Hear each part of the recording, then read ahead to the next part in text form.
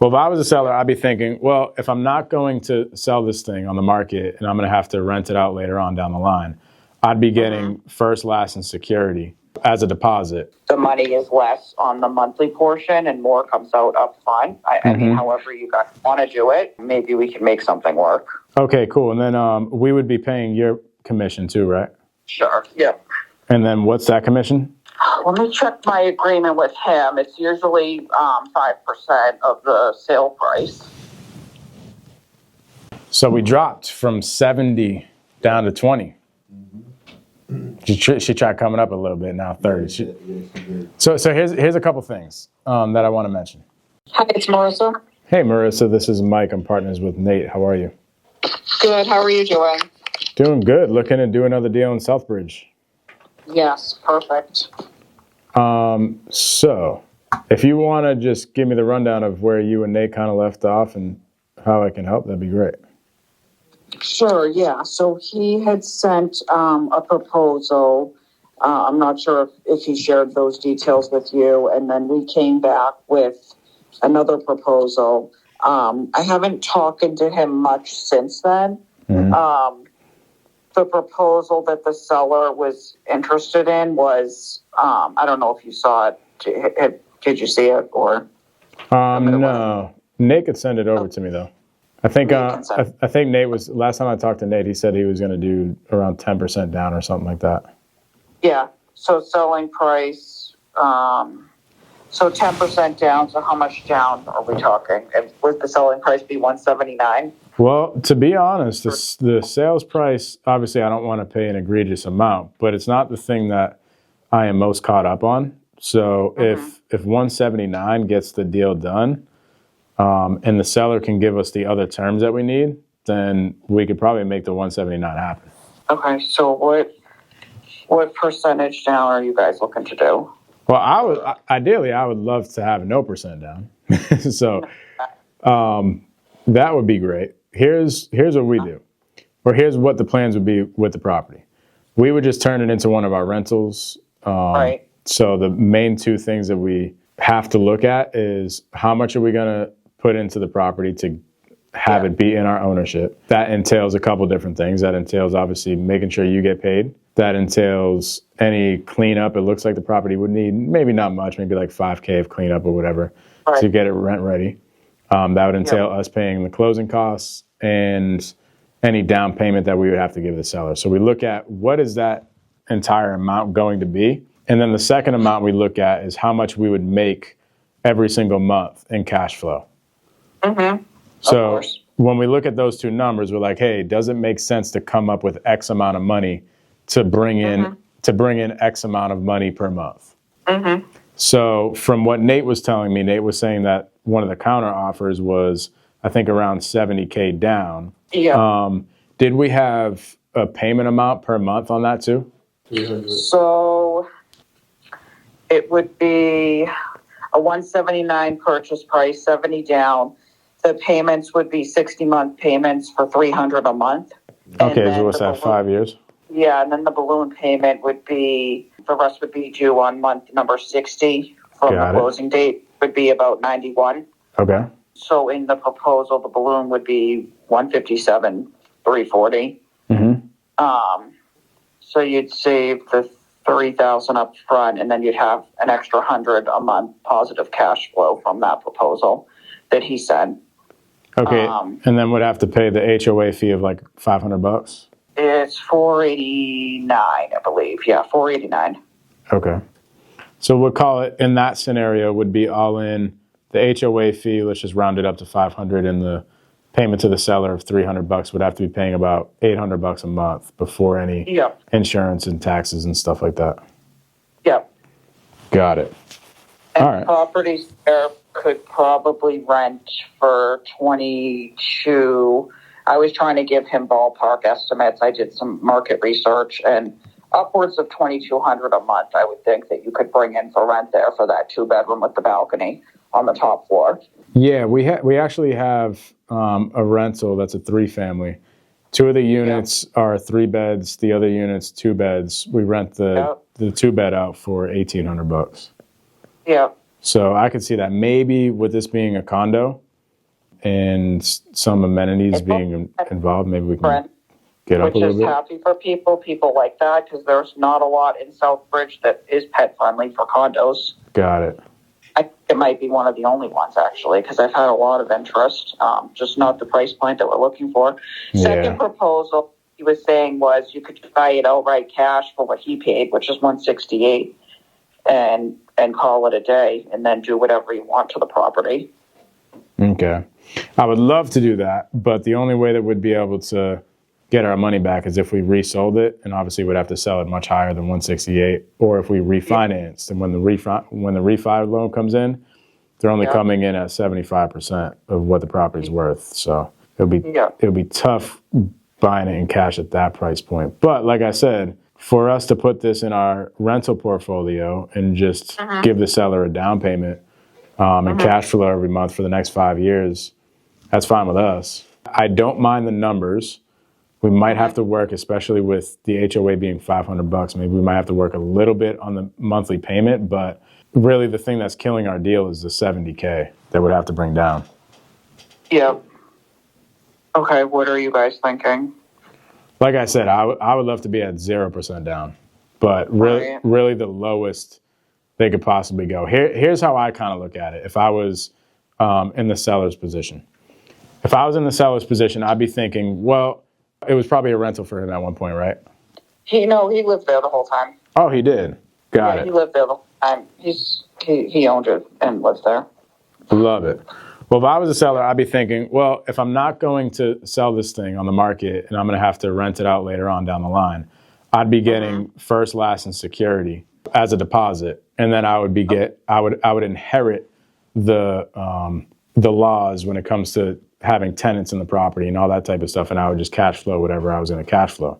In our circumstance, we would just guarantee him a price on the back end that, if we're being honest, is much higher than what the property is actually worth. We're guaranteeing him that price in 5 years, and he doesn't have to deal with any tenant problems. He never has to go to the property to fix a faucet. He doesn't have to do anything in regards to that. We do that, and he doesn't inherit any laws when it comes to having bad tenants and having to kick them out and stuff like that. So that's kind of how I would look at it as the seller. Now, if this was something that you would want to present to him, maybe you could say, these guys would be coming in somewhere close to what first, last, and security would be like on a rental anyway. And I would like to get the deal done if we could do something around those numbers. Tell me what the down payment would be. Well, first, last, and security would probably be like, I don't know, maybe $6,000, but we could probably come up to 10.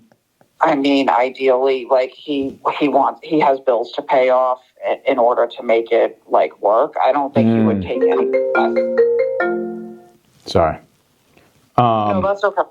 Because I know he wants to pay his car off, and he has to pay for the place that he's currently living. So I don't think he would take anything under $20,000. But I could present him whatever you want me to present him. Well, what does he need for bills? How much does he need to pay all that off? I don't know what his car loan is, but I can double check with him. And I know he owes a friend like $6,000. So between the bills, at least if he didn't have 20, I don't think he would go for anything. Okay, but you think he would at least entertain 20?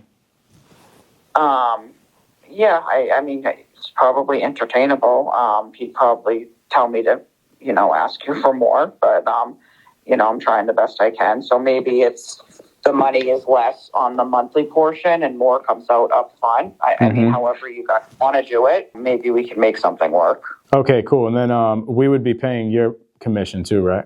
Sure, yeah. And then what's that commission? Let me check my agreement with him. It's usually 5% of the sale price. We're going to get back to the video in just a sec, but I got to let y'all know. It took me 7 months to get my first real estate deal. And it took me a whole nother year after that to get to the point where we were doing multiple deals per month. I really had one problem. I simply wasn't connecting with the people that were really doing deals here. Once we got connected to the people that were doing deals here in Massachusetts, Rhode Island, and Connecticut, our business skyrocketed. I started doing multiple deals per month. So here's what we did. We started doing a monthly Zoom where we're doing deals with everybody here in the market. We call sellers, we underwrite deals, and my team even provides free leads to the people that come to the Zoom for those people to call. And whatever comes from it, comes from it. If an appointment comes from it, I'm gonna come on the appointment with you. If a deal comes from it, you are going to be a partner on that deal. So go to wholesalewithmike.com. We do a Zoom once or twice every single month, and that's what we do on the Zoom. You're gonna get an email and a text message. Once those Zooms come out, I'm gonna catch y'all on Zoom. Let's get back to the video. Okay. So if we sold it for 179, it would be 5 of that. That's $9,000. It's like 9,800. Got it. Closing costs would probably be under 1,000, probably 11,000 between those two, and then paying him his portion. Okay, so I think I mean, to be safe, possibly 30 would be like a good number, but I don't know if you want to take it off on the other end with the monthly and just pay him less per month, because I think the last proposal I saw, it was going to be $300 a month for 60 months. Okay. So, maybe it's $200 a month, maybe it's $250 a month. I don't know, whatever you guys want to come up with. Okay, cool. Let me work with Nate. I'm gonna have him send you over a new proposal. Okay, that sounds good. And then we can kind of go from there. But all right. we can close. We actually have a Southbridge property that we're refinancing. Once that property is refinanced, which should be in the next 2 weeks, we can close. So call it maybe close in the next 3 weeks or so. Go under contract as soon as possible and run title and do all that fun stuff. But yeah, it sounds like we're close here on getting a deal done. Yeah, definitely. Okay, cool. Alrighty. Well, yeah, let me have Nate get back to you. And at some point, if, we're getting close and we can get something done, we'll hop back on the phone and hopefully call this thing a day. Sounds good. Thank you so much. Alrighty. Thanks, Marissa. So we dropped from 70 down to 20. She tried coming up a little bit, now 30. So here's a couple things that I want to mention. When in negotiations, actually just in sales in general, actually, this is a life lesson, bro. There's battles that you want to face at certain points. There's no reason to fight all the battles now. Right. You know what I mean? Like, there was many battles to fight on that negotiation. For sure. There's the down payment. There's her commission. There's the monthly payment. There's all these different things that we got to negotiate. But really, we're snipers, so we pick one off at a time. Right. So this thing that we got to pick off right now is just the down payment. Right. You know what I mean? So that's where we're working. Then when it comes to her commission, I'm not going to tell her right now, 5%. You're not getting 5%. You could have, but you didn't. You did another day. But that's another battle for later on. Right. Let's focus on getting the down payment down. 100%. And then we'll talk about, once the down payment is negotiated, then we'll talk about, hey, here's what's left over in the budget to pay the agent commission. What do you think? And then that's the next battle that you fight. Right. But people try to fight all the battles at once. And that's when it caused the conflict. Right. I was saying with the last call that Dave had. That's when friction happens. And Yep. what we try to do is try to have no friction on the call. But I like this deal. So let's send them a proposal very similar to the one that you sent. 179 is cool for the purchase price.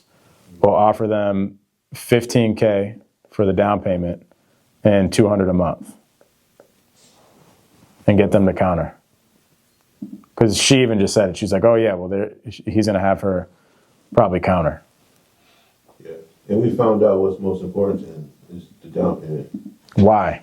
Because he has some bills that he needs to pay. Bro, do you see why figuring all that stuff out is so important? 100%. 100%. Do you see how I negotiated the first, last, and security? How I use that as a tactic? Yeah. Because it's like, the way I think about it, and this is how you got to make it make sense into the seller's or the agent's brain. It's like, okay, let's just say you hold on to this property for the next 2 or 3 months and it still doesn't sell on the market. Sounds like this guy isn't going to budge off of his price. And both, if me and you are being honest, know that the property is put on the market too high and it's not going to sell at that price point. I like when you said that. I don't mind paying the price, but here's how I would look at this as if I was a seller.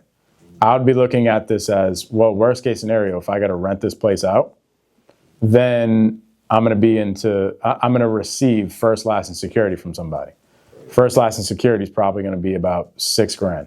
I don't mind coming up to maybe 10 to give him up front. Right. And then that takes the down payment that we started at $70,000 all the way down to 20. That she mentioned. Yeah. But she still has to talk to him. And now, how you played the security deposit, right?